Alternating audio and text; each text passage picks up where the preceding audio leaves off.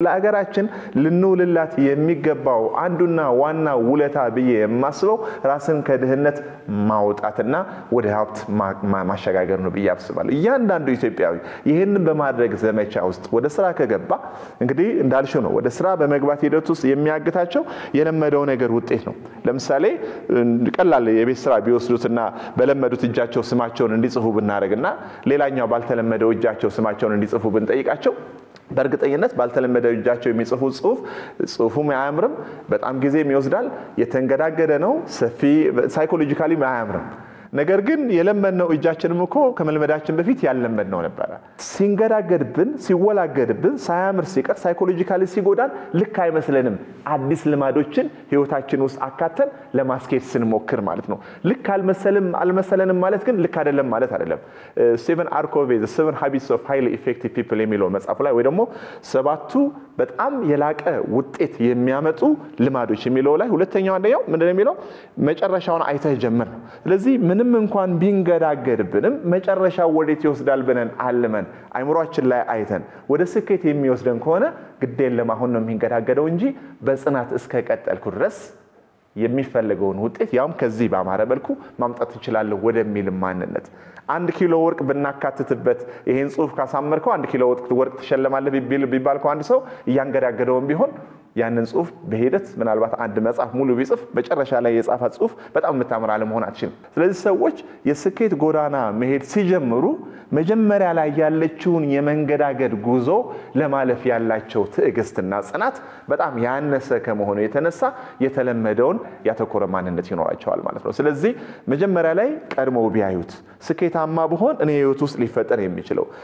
ምክንያቱም አንድ ሰው ቢያድግ እኮ የመጀመሪያው ተጠቃሚ እኮ አገር አይደለችም ራሱ ነው የሚያድገው ራሱ ነው የሚያንጸባርቅ ኑሮ የሚኖረው ጎሽ የሚያስደስት ህይወት የሚኖረው ራሱ እሱን ማየት ቢችሉ ያገርን እናቆየው ግድ የለም ምናልባት እኔ ካደው ካገር ታርጋለች ስለዚህ አገር እንድታርግ አልፈልግም የሚል ልክ ያልሆነ እይታ እንኳን ቢኖራቸው ካላደገ የማያድገው እሱ ነው።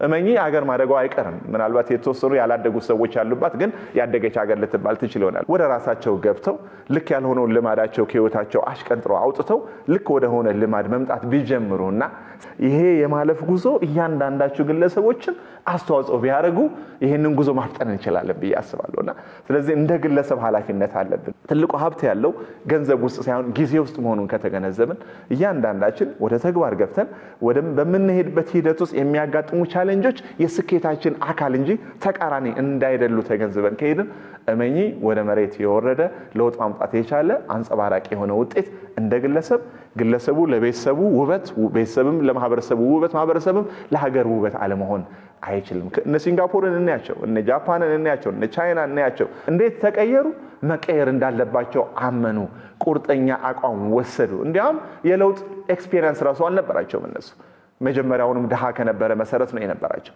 ነገር ግን እንደሚቻል አመኑ ከሀገራቸው ሳይሆን ከሌሎች አገሮች ልምድ ወሰዱ ከዛ ተገበሩት ቁርጠኛ አቋም ወሰዱ ምንም የሚነቀንቃቸው አልነበረም ከዛ አመራራቸውም ላይ ቁርጠኛ አቋም ወሰዱ ከዛ ያንን ለውጥ ማምጣት ይቻላል።